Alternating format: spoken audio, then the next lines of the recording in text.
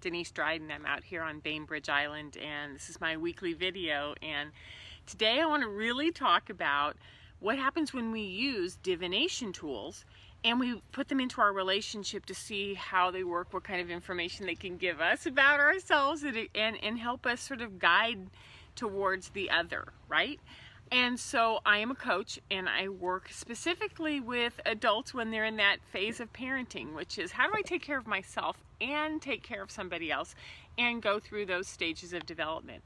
The majority of my work is around parents when they're working with teenagers and during those really difficult individuation times where, you know, their teen really needs to know who they are and the parent needs to know who they are because all of the limits and boundaries are being tested, right? Sound familiar? So we're going to need different tools at different times. And I was thinking about this because I'm a historian, right? And it dawned on me that different generations need different things. So I thought I would start with sort of the generations and then go towards defining what divination tools are and how they work and how they can be applied into your relationships. So to start off with, you know, the boomer generation, we're like 56 to 74 now. And we were raised with the facts, which is, you know, if you want to make a point, you cite an expert. Well, did you read this book? And they said, and you put your little quotes and everything, and you document all of your resources constantly to prove that you know what you're talking about. And so you're looking outward for validation, for direction, for leadership, for learning. The Gen Xers, they're in a different place. Gen Xers are 44 to 55. And basically what those Xers are going to look for is how to take all of the wisdom that they have and apply it. So they're application based. They're looking for ways to take all of these forms of knowledge and put them towards something with confidence, with recognition, with a new perspective, right? So, you know, they're these collectors of all of this data, and they have such tremendous resources. They just want to put them towards something. The millennials, again, we're looking at 25 to 43. It's a little bit bigger. I'd sort of put that Gen Xer and millennials a little bit fuzzier in those lines right there, which is that, you know, they're super educated and they have had a lot of different kinds of education directed at them. And more than anything, I believe that millennials are vibrational. They're kinesthetic. So if you're going to bring something to them, you have to sort of work with, how does this feel? What is it, what works for you, what doesn't work for you? Because the kinesthetic part of them is going to be the one that speaks loudest, and then they're going to adjust and settle and grow once those feelings are satiated and they're taken care of. The Gen Zers are completely different. They're sort of like resourceful. They're kinesthetic, they're mental, they're physical. They're looking around, and so they're looking around and taking everything in. And so when we're parenting a Gen Zer, it's like, what do you see? What do you need? And tell me what's going on in there, because we don't always know how they're reaching and applying information.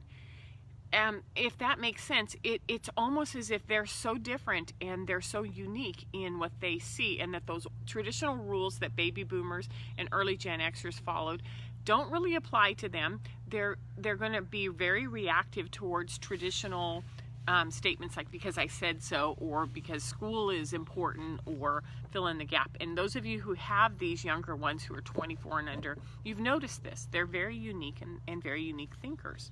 So as we progress forward with each of these generations, you'll notice that it went from mental, academic, down through resourceful, and then started to really focus in kinesthetic and empowerment. And that means we as parents, as leaders of, you know, or elders of these budding new generations below us, have to have and develop some intuitive skills that we haven't thought about before. You know, we call it the woo-woo world. And we kind of like dabble our toes in it, but at the same time, the term to be woo or woo-woo is saying that that's out there and I don't know about that, as opposed to normalizing it and saying, you know, how do we develop intuitive intelligence? You know, how do we pair this with our emotional intelligence? So when we match our intuitive skills with our physical doing, you know, then we can breathe, then we can slow down, and we can say things like, well, what do you notice? You know, when do I need to sit down and take notice of what's going on? What am I seeing in my partner, my child, my coworker? And how do I take this in and move from it forward in a different way, right? So divination tools, I had a lot of fun with this one because I looked at, you know, I always go to the dictionary and look things up. So a divination is the practice of seeking knowledge of the future or unknown by supernatural means. And I thought, boy, that's an old traditional definition, you know, to go towards, I want to read the future through supernatural means. But it's, you know, it's Latin from divinus, which is to foresee or foretell, or to be a seer, right? To be a knower. And it's inspired by God. So to be a divination means, how do you align with yourself and God, or your inner God, or your inner knower, and become the seer of what's really going on? It's also an attempt to gain insight. So when we're looking at divination tools, we're like, there's got to be information that's hidden, that's secret, that I'm blind to, that I don't know, that may be able to help me.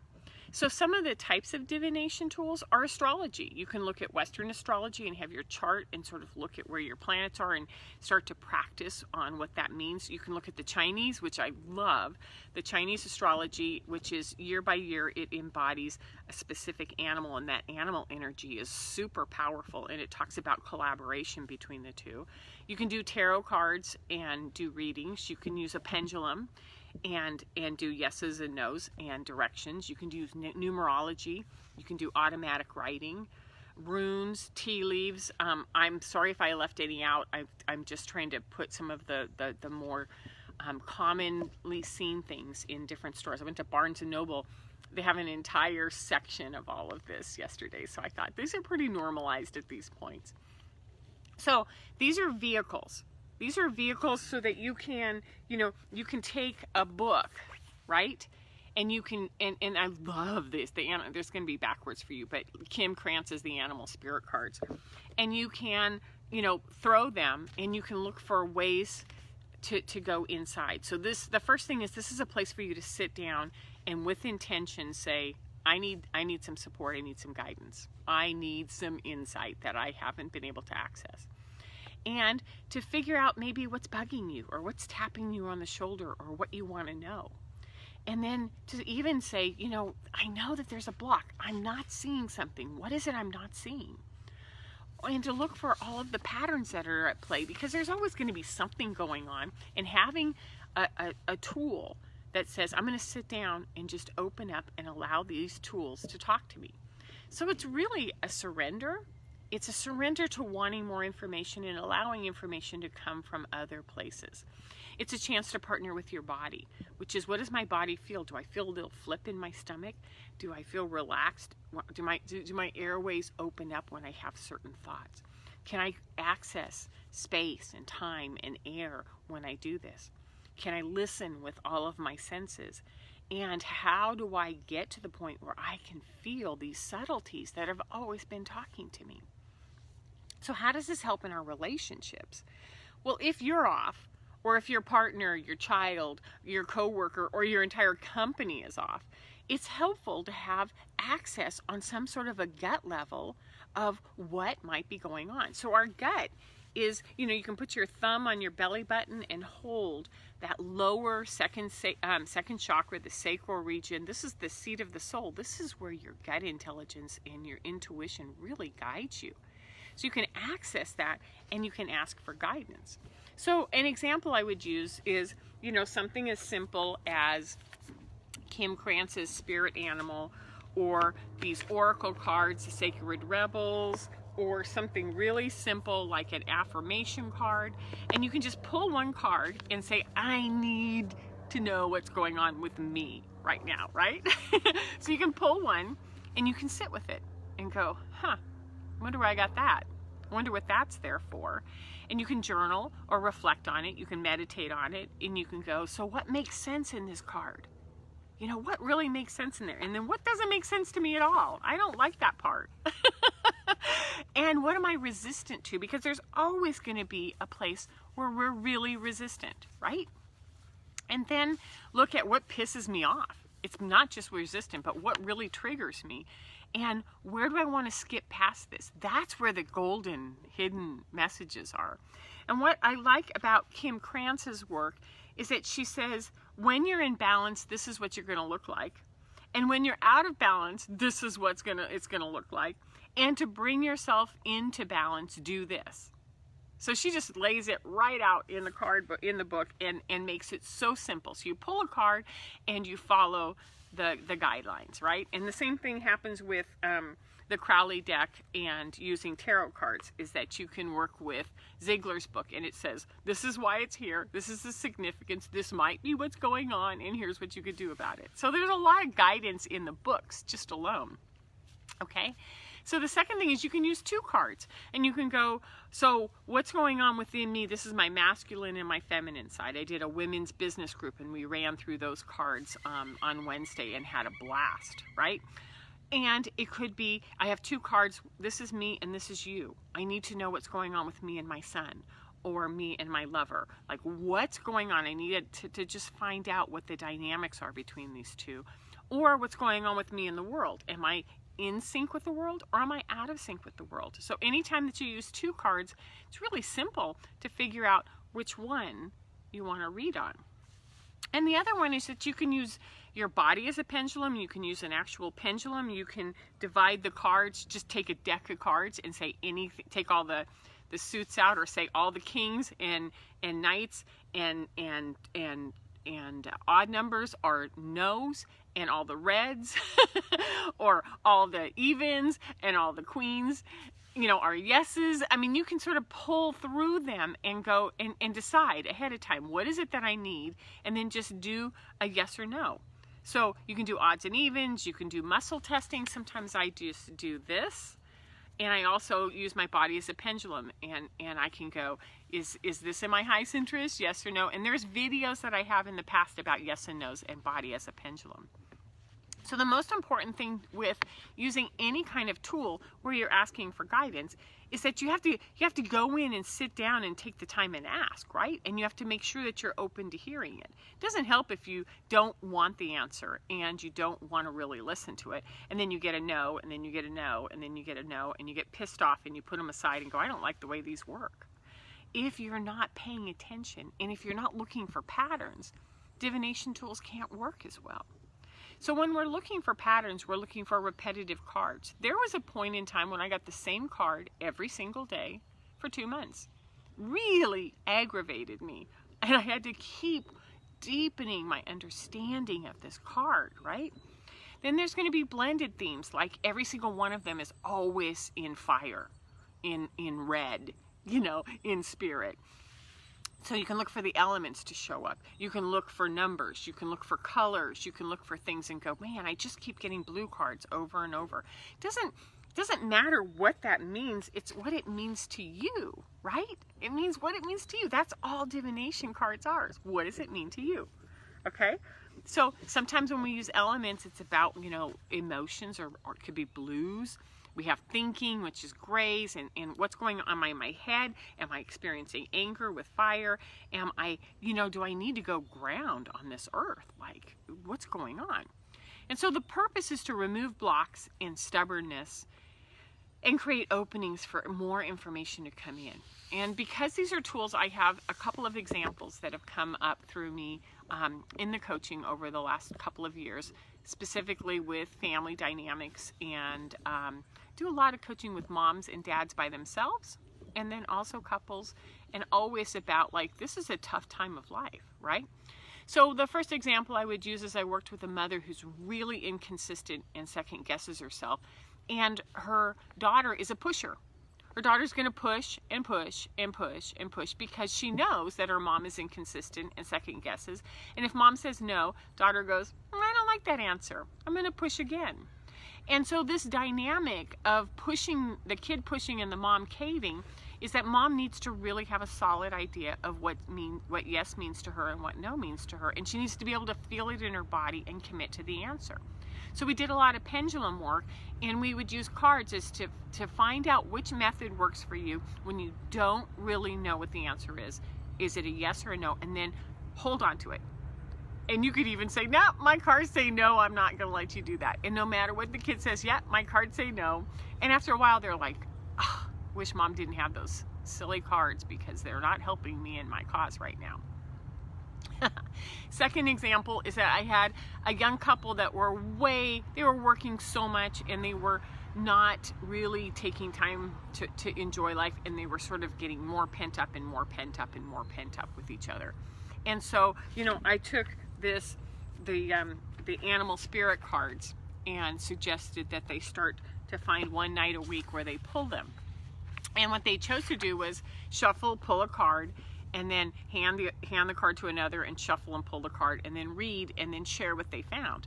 What was interesting is that they both pulled the frog card, which was that they were struggling, and that they were in a process of sort of growing and changing. But the most interesting thing of that was that at the bottom it said, to bring back in balance, go find water, drink water, be in water, surround yourself with water.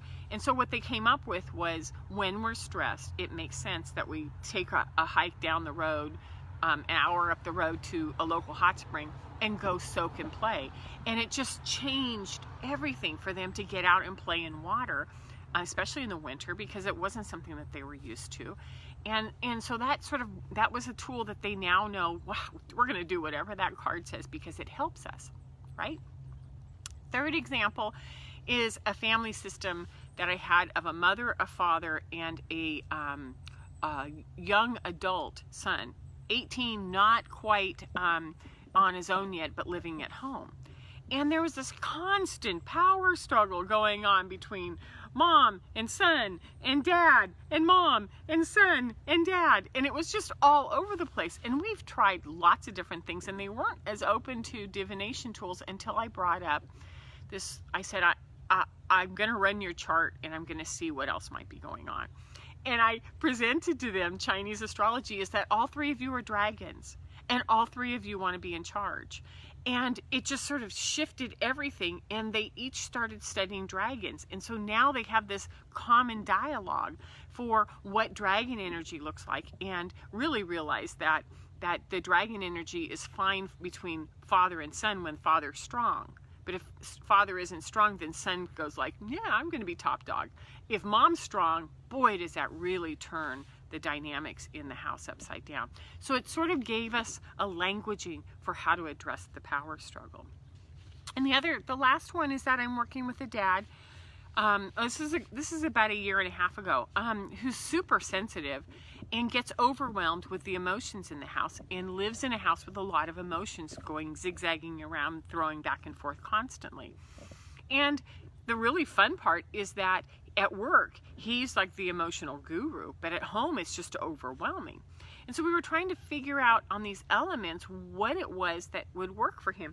And we started to work with cards, and he noticed over and over again that he felt much more relaxed when earth cards came up. And so I ran his chart, and he's like half and half water and half earth. And so what we noticed is that time at home, when the emotions are too big, he needs to go sit outside and just look at the trees, maybe have a fire at the fire pit, do some recalibration, and some restorative work for himself outside, out of the zinging of the emotions going around. So those are some examples of how divination can serve you. I might have been a little bit longer today, and I apologize for that.